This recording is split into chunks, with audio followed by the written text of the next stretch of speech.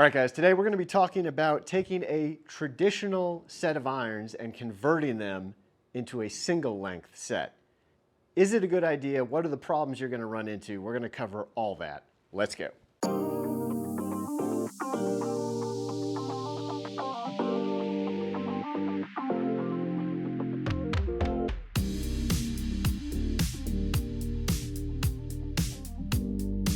Hi guys, welcome back to the channel. Hope you're having a wonderful day. So this is a question I get often. I also get people who just bring clubs in who have done this sort of modification, taking a traditional, progressively lengthed set of irons and converting it into single length.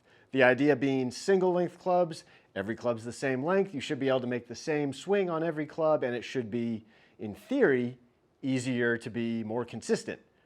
However, it doesn't really work out that way, and so we're going to talk about today, we're going to cover today what happens if you take a regular traditional setup of irons and convert them into one length.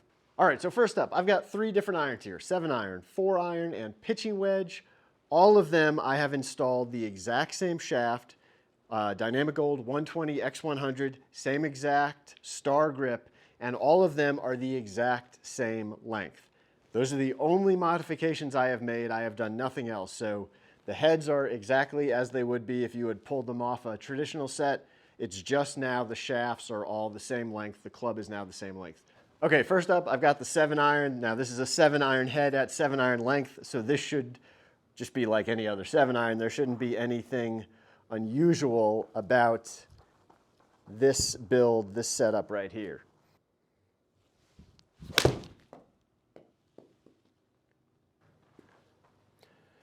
We'll just hit a couple balls. So everything in this is pretty neutral. Swing weight, the length is basically just at 37¼ inches.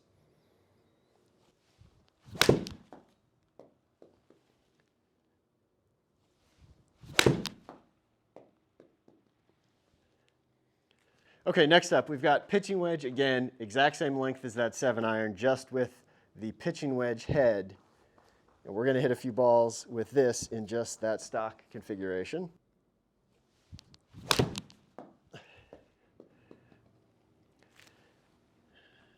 Now the first thing I immediately notice is this golf club feels a whole lot heavier than that 7-iron did. The moment you start your backswing, you realize that there is a lot more mass down there at the bottom of the club.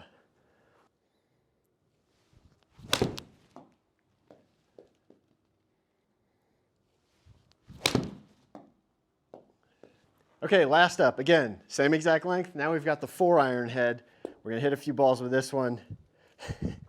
Now, the moment I look at this club, this just looks like a child's club when I set it down because you've got such a flat face on it, but it's so short. Now, that's going to be the case with any one-length setup. However, the other thing you notice very quickly when you start making a couple practice swings is it feels as heavy as that wedge felt. This now is in the complete opposite direction and feels very light in the head.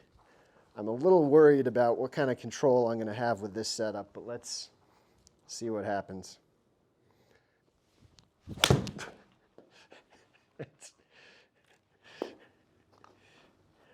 felt like I was out of balance on that one. It was so light when I was swinging it.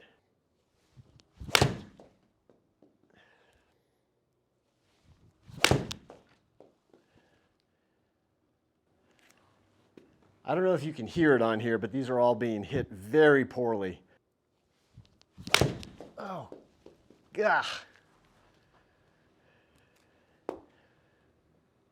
I'll just go ahead and tell you, this feels terrible right now. This feels like I would rather not have this club in the bag than bother keeping it there and using it. It is absolutely awful feeling.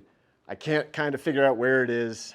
It's just not a good combination. All right, so the problem when we are taking a traditional set of irons and moving them into a single length setup is, yes, we are making them more consistent or similar in the length, but for that one change that they're becoming closer to each other, we're actually getting two change where they're going further apart.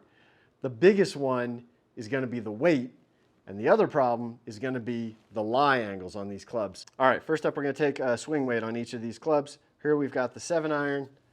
And we are right about in between D3 and D4. Now let's go into that pitching wedge, which I was saying felt pretty heavy in this 37-inch configuration, to about E5. Well, here with the 4-iron, we are in between C4 and C5. So we are making pretty massive jumps in that swing weight between each of these clubs. This is the biggest problem. This is the #1 issue if you're going to try and take that traditional length club and build them, or that traditional length set and build them to single length, is the weight in the heads. Remember, every traditional iron, the head weight is different because they're made to go on different length shaft. So the pitching wedge head is going to be much heavier than the 7-iron, and the 7-iron head is going to be much heavier than the 4-iron. If we don't make any adjustments for that, then we get what we see here, where the pitching wedge feels very heavy, the 7-iron feels pretty typical, but then the 4-iron feels exceptionally light. Okay, so now we come to the difficult part of this. Really, the most difficult club to deal with is going to be the short clubs, because while you can always add extra weight, which we'll cover in a minute, to the clubs that feel too light within reason, you can't really take too much weight away, especially when we get all the way from that 7-iron down to the pitching wedge. You can, yes, get a drill and drill holes back here somewhere to remove some of that material. You can also take a drill and go down inside the hosel, drill out the hosel, and get some weight pulled out of it that way. Heck, if you really wanted to, you could even cut down the hosel this way and remove some of the weight by shortening the hosel. These are all pretty involved, let's say, procedures to try and drop weight, but that's really all you can do to remove weight. Now, the only other option would be, and some people are going to say, well, what about counterbalancing? What if I put weight in the grip end in order to make the club feel more like that 7-iron? And yes, when we put it on the swing weight scale, that is going to be the case. We are going to have, if we put enough weight on the grip side, we'll be able to modify it and maybe get to that same D3, D4 swing weight. The problem is, remember, this club as it sits right now is already 20 grams heavier than the 7-iron. So same length, yes, very different feeling club when you're swinging it. And now we're going to add an extra amount of weight on the grip end that's going to be even more substantial in order to balance it out. So yes, the swing weight scale might say, yeah, we're good, we're all in line, and they should be the same. But the static weight, just the overall mass of that club, is going to be wildly different. And so the entire idea of single length being everything feeling the same so you can swing it the same, that goes right out the window at that point. So again, the wedges, the short clubs, are going to be really difficult for a traditional set to be modified into one length because you just can't get that much weight out of them. Your best option, and this I know is now going to go against the whole one length idea, but you really have to stagger the lengths at a certain point because at this length, you just can't get it to balance out right. You're going to need to make it a little bit shorter to at least hopefully get it closer to that 7-iron feel. So I'm going to cut this club down, this pitching wedge, from that 37 1/4 down to 36 1/2. Yeah. Okay.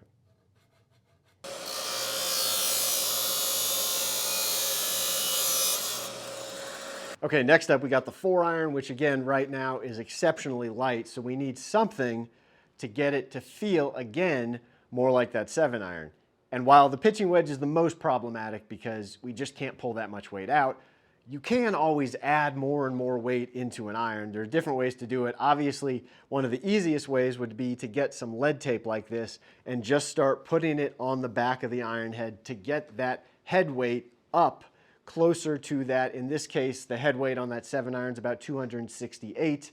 The head weight on this one was about 250 on the 4-iron. So we need a good 18 to 20 grams to get them in the same ballpark.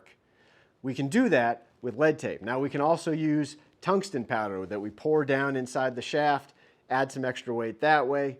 Or you could even do, if you have certain irons that have adjustable weights like PXG or some Maltby or some Adel irons, you might be able to take those weights out, add some heavier ones. So you do have different options, but you're again gonna need some extra weight to get this 4-iron, to get these long irons feeling more like those mid irons, those short irons. Okay, I just put 3 pieces of that lead tape on there at about 6 grams a piece, so figure we've got about 18 grams of extra weight, again, getting us close to that same weight that is in the 7 iron.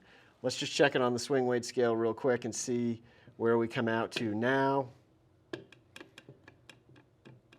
And yeah, about D2.5, so very close to where we were with that 7 iron originally.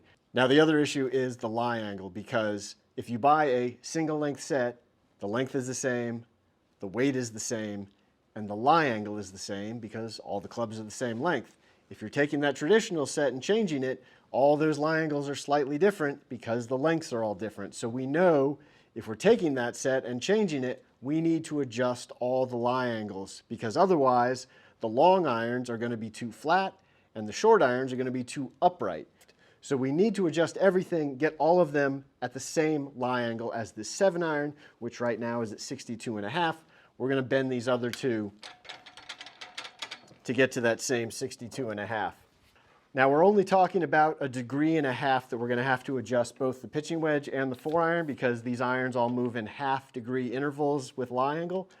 That is not in any way an issue with clubs like these that are forged. You may run into a little bit more of an issue when you're dealing with cast clubs, and that will just sort of depend on what kind of club it is. But for this one, we can take this wedge and very easily bend it down to 62.5. And now let's take the 4 iron, and it's going to be too flat right now, and we're going to bend it up. Actually, it was really flat, so we're going to bend it up basically 2.5 degrees to get it to the 7 iron.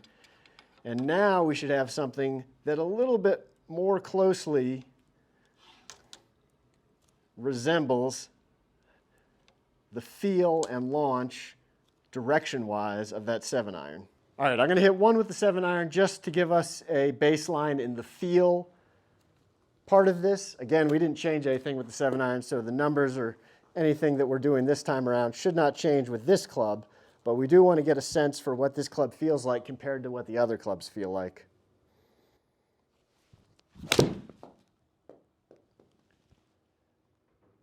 All right, next up, here's the pitching wedge. Again, the modifications that we made were 1, we flattened out the lie angle so it's not so upright anymore, and 2, I cut 3/4 of an inch off of this shaft. So this set I know is no longer 1 length, but I think in the overall playability of it, it's going to be far better off. Swing weight on this one now dropped to about E0, so we're still not to the 7 iron weight, but we're a lot better than we were originally.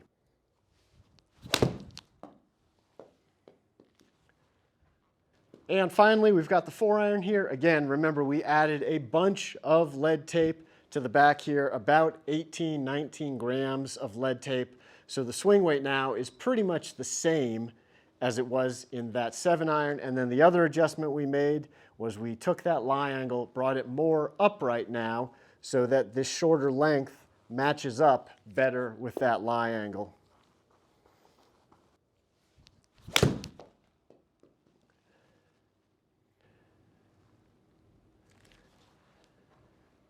I mean, I think that shot pretty much sums it up right there. I could not hit that shot in the original setup with this club, as light as it was, as weird as the shaft felt, as upright, or excuse me, as flat as the lie angle was on this club.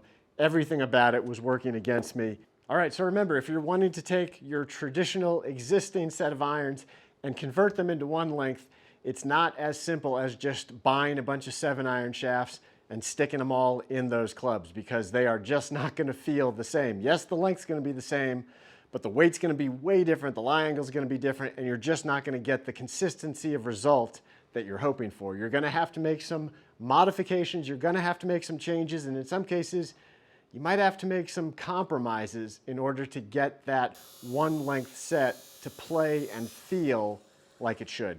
Hey, if you enjoyed this video, make sure you go down below, like, comment, subscribe to the channel, and hit the bell icon so you'll be alerted when I post new videos. If you're interested in a fitting, in a custom build, in a repair, all my contact information is down below, and I will see you on the next video. Take care.